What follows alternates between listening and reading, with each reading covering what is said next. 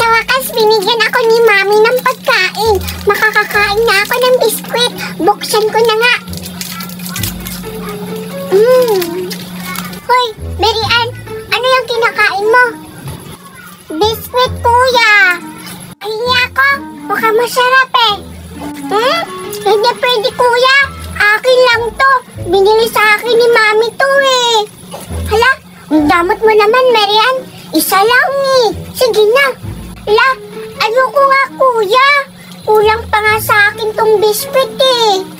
Ay, ano ba yan? Napakadamot mo naman, Mary Ann. Yung mukha mo, tingnan mo nga. Ang taba-taba na. Patay gutom talaga. Eh, ano naman, patay gutom.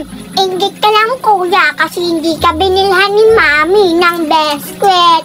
Kasi hindi ka love. Ako love kasi ako ni Mami. Bleh. Ah, ganon? Hindi pala ako love ni Mami. O sige, bahala ka dyan. Iiwanan kita. Walang magbabantay sa'yo.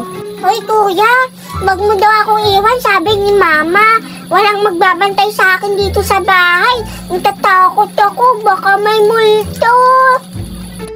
Eh, ayaw mo naman kasi ako bibigyan ng biskwit mo eh. Iiwanan talaga kita kapag di mo ako bibigyan. Papakain kita sa multo dito sa bahay.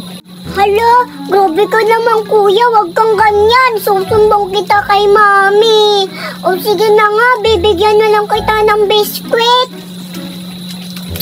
Ah, kunti lang ah. Ah.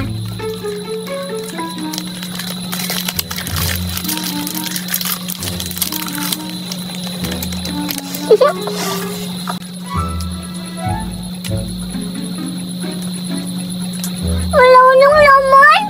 Ano ka ba, kuya? Ba't mo inubos? Wala na sa akin. Thank you. Huh? Wala ka na bang basket? Hala, sorry.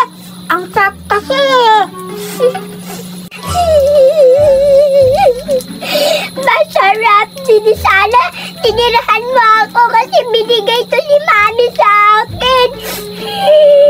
Wala na tuloy akong biskwit. Sa sumunod, hindi na lang kita bibigyan, kuya.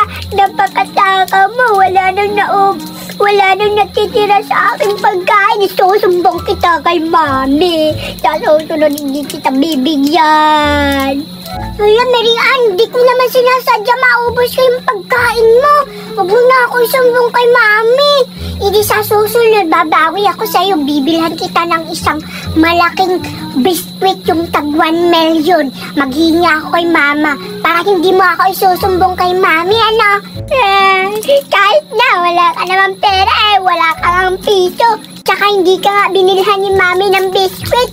1 million pa, kaya ano ako balaw? Di ako tuto, kuya. Ah, ganon, di ka naniniwala. O sige, tingnan mo bukas. Magpapabili ako kay Mami ng Jollibee. Hindi kita bibigyan. Tsaka alam mo, Mary Ann, merong multo akong nakita dito sa bahay. Nangangain yun ng bata. Iwanan na kita dito.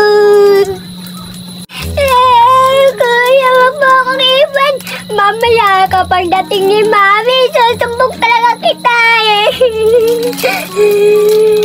Baka may multo dito.